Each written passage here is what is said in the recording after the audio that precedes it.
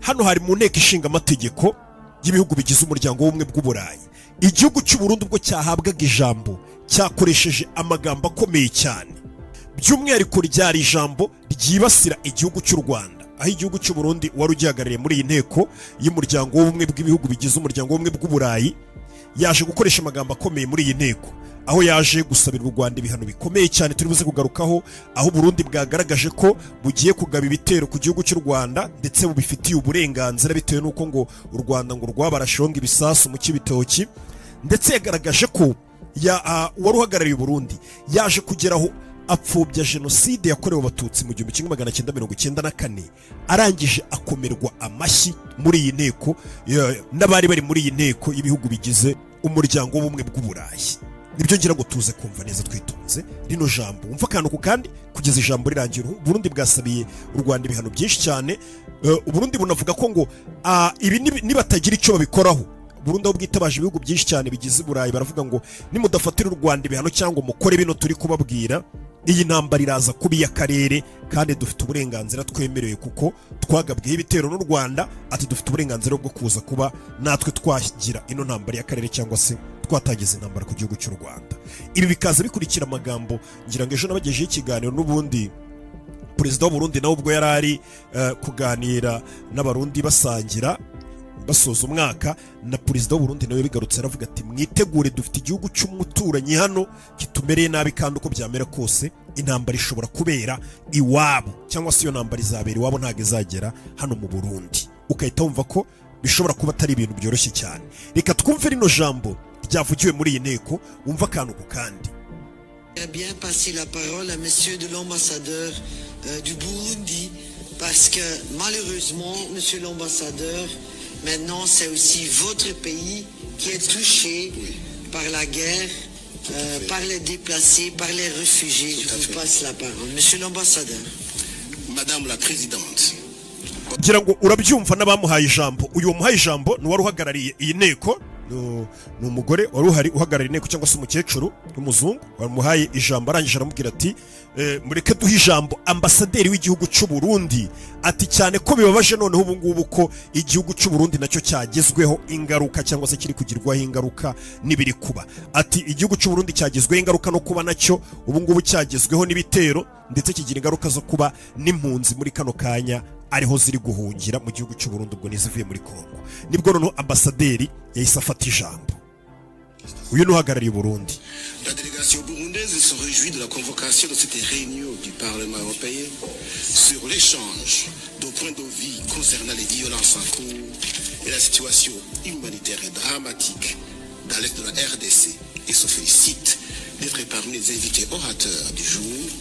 Merci beaucoup, Madame la Présidente. Uburundi bwatangiye bushimira buvuga ko delegation y'igihugu cy'u Burundi rwose inejejwe no kuba inteko y'uyu muryango w'ubumwe bw'uburayi yabashije kubatumira kugira ngo baze baganire cyangwa se bagaragaze nabo uko babona ibintu kuri iyi ntambara mbi cyane iteye ubwoba iri kubera mu burasirazuba bwa Kongo, ndetse banagaragaze nabo uko babibona ku byerekeranye n'uburenganzira bw'ikiremwa muntu bukomeje guhonyorwa. Ndetse Uburundi bwatangiye bushimira ati kuba mwadutumiye kugira ngo tuze hano dushyirwe mu bari buze kuvuga kuri ibi bintu ni ikigaragaza umubano mwiza Uburundi bufite cyangwa se bufitanye n'ibihugu by'umuryango w'ubumwe bw'uburayi. Madame la Présidente, la délégation burundaise rappelle que les villes de Goma, de Bukavu, d'Uvira, une fois prises par les agresseurs du Rwanda, les conséquences sont déplorables. En l'occurrence, les pertes en vies humaines qui se comptent en des milliers, dont les femmes et les enfants qui sont mutilés, assassinés, violés, les autres fuient sans rier. C'est catastrophique. Uburundi bwatangiye ijambo cyangwa se uhagarariye Uburundi muri iyi nteko y'umuryango w'ubumwe bw'uburayi avuga ngo nagira ngo mbibutse yuko igihugu umujyi wa Uvira, umujyi wa Bukavu ndetse n'umujyi wa Goma, ibyo byose ari imijyi yafashwe n'igihugu cy'u Rwanda cyagabye igitero muri Kongo. Ntago yigeze hano akoresha M23 yese avuga ati ni igihugu cy'u Rwanda cyafasha aho hose, ati ndetse ingaruka zavuye muri ibyo bintu byo kuba u Rwanda rwarafashe Goma, u Rwanda rugafata Bukavu na Uvira, ati ni ingaruka ziteye ubwoba kandi zidakwiye kwihanganirwa, ati kuko ikiremwa muntu cyahasize ubuzima. Ubwo ni Uburundi buri gushinja u Rwanda, tuzi ko ari M23 yafashe iriya migi, ariko Uburundi muri iyi nteko bwari buri kuvuga ngo u Rwanda nirwo rwafashe Goma, u Rwanda rufata Bukavu, u Rwanda rufata Uvira, ngo ndetse ibyo bikorwa bakoze byo kutihanganirwa byatumye abantu bahasiga ubuzima, byatumye imibare igera mu bihumbi n'ibihumbagiza harimo abagore n'abana komeretse, bishwe, bafashwe ku ngufu, none ukongeraho n'ubufasha buhambaye bwabo bw'ibikoresho, bwabo bw'inama n'imyitozo n'ibindi byose bahaga M23. Ati ibyo bikaba bihabanye n'amategeko mpuzamahanga, by'umwihariko amategeko y'umuryango w'abibumbye. Madame la Présidente, au moment où les yeux du monde étaient braqués sur la signature d'un accord de paix pour l'Est de la RDC à Washington le 4 décembre 2025 par leurs excellences, les présidents des États-Unis d'Amérique, de la RDC et du Rwanda, en présence de leurs excellences les présidents du Burundi, de l'Angola et du Kenya, le Rwanda a renforcé ses troupes à l'aide de la RDC en attaquant les positions burundaises qui étaient en RDC. Uburundi bwakomeje buvuga ngo Madame President warukuriye ino nteko ati ku itariki enye z'ukwezi kwa 12 aho isi yose yari ihanze amaso amasezerano y'amahoro yari ari gusinywa Washington imbere ya Perezida wa Leta Zunze Ubumwe za Amerika. Ati icyo gihe hari umuyobozi wa Angola, hari umuyobozi wa Kenya, hari Perezida w'u Burundi. Ati u Rwanda icyo gihe rwari ruri kohereza abandi basirikare benshi muri Kongo, baragenda bataka ibirindiro cyangwa se bataka pozisiyo zari zirimo abasirikare b'abarundi muri Kongo. Yandi magambo, Burundi bwashinje igihugu cy'u Rwanda muri iyi nteko ko ngo u Rwanda rwohereje abasirikare barwo bakajya muri Kongo ngo ku birindiro by'abarundi cyangwa se pozisiyo zari zirimo abarundi bakagabwaho ibitero n'ingabo z'u Rwanda. Ati icyo gihe ubwo amasezerano yari ari gusinywa Washington, u Rwanda rwohereje abasirikare benshi, rwohereza amato menshi yuzuye abasirikare ndetse n'intwaro zo kurwana urugamba. Ambuka muri Lake Kivu, bohereza amakamyo aca mu Bugarama.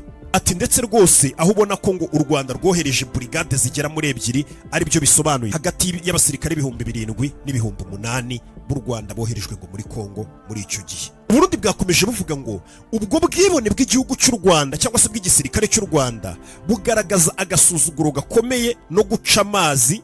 Ukuru w'igihugu cy'u Rwanda yasuzuguye amasezerano yagiranye na Perezida w'igihugu cya Leta Zunze Ubumwe za Amerika Donald Trump.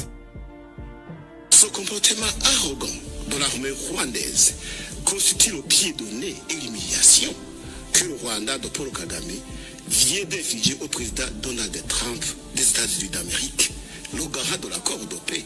Ati yo gusuzugura ayo mategeko yo bari basinye yo kugarura cyangwa se amasezerano yo kugarura amahoro hagati y'u Rwanda na Kongo. Uhagarariye igihugu cy'u Burundi yakomeje no gushinja u Rwanda ibindi bintu bisa nkaho biteye ubwoba, aho muri iyi nama yakomeje kuvuga ngo nagira ngo mbabwire ko umukuru w'igihugu cy'u Rwanda ari we wakomeje gutangiza cyangwa se gushora gukomeza kugaba intambara guhera mu mwaka w'1996 muri Kongo. Ati ndetse mu mwaka w'1994 ubwo Perezida wari uyoboye u Rwanda yicwaga ari we Habyarimana ari kumwe na Perezida Ntaryamira w'u Burundi. Ibyo ngibyo byaje gutangiza, hano niho rero yageze noneho uhagarariye u Burundi atangira gupfobya jenoside yakorewe abatutsi mu Rwanda. Atangira kuvuga ngo ati icyo gihe ubwo Perezida Habyarimana yapfaga ndetse ngo na Perezida Ntaryamira w'u Burundi agapfa, ati ibyo byahise bitangiza ubwicanyi hagati y'amoko, ng'amoko atangira kwicana. Niko u Burundi bwavuze muri iyi nteko. Ati ibyo ngibyo rero ari byo byaje kwitwa ngo ni jenoside y'abanyarwanda cyangwa se jenoside y'abanyarwanda. Ngira ngo uri kumva ukuntu yabyise, ntabwo babyita gutyo, ni jenoside yakorewe abatutsi 94. U Burundi burabizi, ariko muri iyi nteko batangiye kuvuga ngo kubera ngo indege yaguye Habyarimana ngo na Ntaryamira bagapfiramo, ngo ibyo byaje gutangiza ubwicanyi hagati y'amoko, mbega ngo amoko ngaricana, ngo ari byo ngo byaje kwitwa ngo jenoside y'abanyarwanda. Ati ibyo byose rero murakeka ni bande babikoze Madame President? Ati n'ubundi ni bano n'uyu munsi bari gukora ibyo ngibyo, bari kugaba ibitero muri Kongo. Kimara kuvuga ayo magambo, abari bari mu nteko y'ibihugu bigize umuryango w'ubumwe bw'uburayi nabo babizi ibyo yarakoze, bose bahise bamukomera amashyi. 1906, et si l'on se rappellera ici qu'en avril 1994, l'assassinat du président Habyarimana du Rwanda et du président Ntaryamira du Burundi déclencha des massacres interethniques qui seront qualifiés de génocide rwandais. Qui sont les auteurs de ces présidents? Vous les connaissez très bien. Ce sont les mêmes équipes politiques. Madame la Présidente. Ni ibintu bibabaje cyane byari biri kubera muri iyi nteko. Urumva ibintu yaramaze gukora, bahise bamukomera amashyi, akomeza avuga muri aya magambo. Ndagira ngo ukomeze wumve ijambo kurindi dukomeze tugendane. Uburundi bwakomeje buvuga ngo nyuma y'amasezerano yaramaze gusinywa muri Leta Zunze Ubumwe za Amerika y'amahoro hagati y'u Rwanda na Kongo, ati Burundi twahise dukura abasirikare bacu muri Kongo mu rwego rwo kugira ngo twubahe ayo masezerano y'amahoro yari amaze gusinywa hagati y'u Rwanda na Kongo. Ibyo rero nibyo byaje gutuma abasirikare b'u Rwanda bafatanije na M23 bakomeza babasha gufata umujyi witwa Uvira, kuko twari twamaze kuvamo twasubiye inyuma ngo twubahe amahoro. Bafata umujyi wa Uvira, ukaba ari umujyi uturanye n'igihugu cyacu cy'u Burundi. Ati ibyo kwari ukwangiza ya masezerano mu buryo bukomeye cyane. Tubugabisha amasezerano murabumva, kandi nta mpamvu bari bafite. Ati ibyo bari bakoze rero byo gukomeza bagafata umujyi wa Uvira mu gihe cy'amasezerano nibyo byatumye impunzi ziba nyinshi zitangira guhunga ziva muri Uvira. Ati nkuko hano bari bigeze kubivuga ngo hari impunzi zavuye muri Kongo zishobora kuba zigera ku 200,000 zaje Burundi zahahungiye. Ati ikindi mugomba kwibuka Madamu Presidenti nuko ingabo z'u Burundi ziri muri Kongo zihari mu buryo bwemewe n'amategeko, kuko ni ingabo zatumiwe bijyanye n'amasezerano bagiranye n'igihugu cya Kongo, badutumira ku butaka bwabo. Ati kugira ngo tujye kurwanya cyangwa se gufatanya n'ingabo mbi zashakaga zari zikomeje kugaba ibitero ku gihugu cya Kongo, natwe ubwacu tubashe kuba twahagarika abitwa ngo ni Red Tabara bakorera muri icyo gihugu cya Kongo bakunze kutugabaho ibitero. Kandi magambo hano Burundi bwagaragazaga ko muri Kongo bwo mu buryo bwemewe n'amategeko, ngira ngo na Leta Zunze Ubumwe za Amerika mu minsi yashize nazo zari zabigarutseho zivuga ziti igihugu cya Kongo gifite uburenganzira bwo kuzana abasirikare b'ikindi gihugu ku butaka bwabo, barabyemerewe. Ati iwo mutwe witwa Red Tabara twari turi muri Kongo kugira ngo naho turebe ko twawuhashya, ni umutwe wagerageje gutera kudeta ngo bakureho ubuyobozi bw'igihugu cyacu mu mwaka wa 2015 bwari buriho mu Burundi. Ati ndetse ukaba umutwe utozwa ukanashyigikirwa n'igihugu cy'u Rwanda. Aya ni amagambo yari kuvugwa n'umuyobozi wagiye uhagarariye Burundi, avuga kuri ya mutwe ngo witwa Red Tabara ngo ubangamiye ubutegetsi bw'u Burundi ngo utozwa ukanashyigikirwa n'u Rwanda. Uhagarariye Burundi yakomeje avuga ngo ku munsi amasezerano yasinywaga hagati y'u Rwanda n'u Burundi, kuri uriya munsi ku itariki enye z'ukwezi kwa 12 ubwo ayo masezerano yasinywaga, ngo igihugu cy'u Rwanda cyongeye gushotora Burundi mu buryo bukomeye. Les dates de la signature d'un accord historique de paix à Washington, l'armée rwandaise a provoqué le Burundi en violant son intégrité territoriale par le lancement de 2 bombes sur le territoire de Burundi à Cibitoke, ce qui a causé des blessés, dont un enfant. Ati ingabo z'igihugu cy'u Rwanda munsi amasezerano yari ari gusinywa zagabye ibitero ku butaka bwacu bw'u Burundi, baharasa ibisasu mu Cibitoki, ndetse ibyo bisasu bikomeretsa umwana utaruzuza imyaka 12. Igihugu cyacu cy'u Burundi tukaba turi kwamagana ibyo bikorwa by'ubwicanyi by'ubugizi bwa nabi twakorewe. Nibyo mpamvu tugomba gufata kano kanya kugira ngo duhe icyubahiro cyangwa se twunamire abasirikare b'u Burundi n'abasirikare ba Kongo n'abandi bose bagiye bahurira mu bibazo n'izi ntambara turi kugabwaho. Se tununamire abo basirikare b'umuryango w'abibumbye bari bashinzwe kurinda amahoro, nabo bahasize ubuzima. Ndetse n'abandi bantu bakorera imiryango idaharanira inyungu izo za ONG, nabo bagiye bahasiga ubuzima bakaba ibitambo ari guharanira amahoro.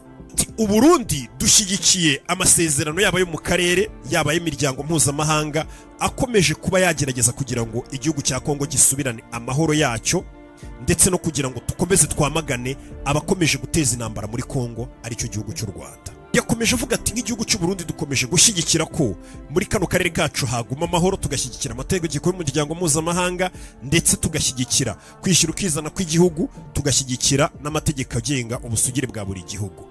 Ati tukamagana ibyo bitero n'izo ntambaro zihora muri gihugu cya Kongo n'u Burundi. Ati dukomeje kwamagana no kurwanya izo ntambara zibera mu gihugu cy'u Burundi zihoraho, zitewe nuko ngo ahanini ziba ziterwa ngo n'inyungu z'ibihugu by'amahanga, ariko nanone bigategurirwa mu gihugu cy'u Rwanda. Ati raporo y'umuryango w'abibumbye igaragaza ko abantu bagirwaho ingaruka n'ibi byose ari abaturage ba Kongo, kagaragaza n'ababikora nk'uko raporo z'umuryango w'abibumbye zibivuga. Ati ariko se kuki abo babikora umuryango w'abibumbye bagaragaza ariko ntibabihanirwe? Ati ni amasezerano amaze kwangizwa arenga 10 amaze gusinywa, ariko nta kigeze gikorwa. Hano rero niho Burundi bwageze no buravuga ngo reka twongere tubibutse ko umuryango w'ibihugu by'ubumwe bw'Uburayi ko Uburundi tukizigamye uburenganzira bwacu bwo kugaba ibitero ku gihugu cy'u Rwanda, bikitwa kwirwana kuko nibo babanje kutugabaho ibitero. Ati rero nihatagira igikorwa none tugiye kubabwira, iyi ntambara turaza kuyigira akarere kose. Iyi ntambara iri muri Kongo iraza kuba akarere kose, ubwo nyine bavuga ko bashobora kugaba ibitero ku gihugu cy'u Rwanda. Mwibutsa ko atari ubwa mbere Burundi buvuze ibi bintu. Uburundi nejo bundi mu nteko y'umuryango w'abibumbye kakanama k'umutekano yari yateranye, Uburundi n'ubundi bwongeye kuvuga ngo twagabweho ibitero n'igihugu cy'u Rwanda, baturasheho ku butaka bwacu.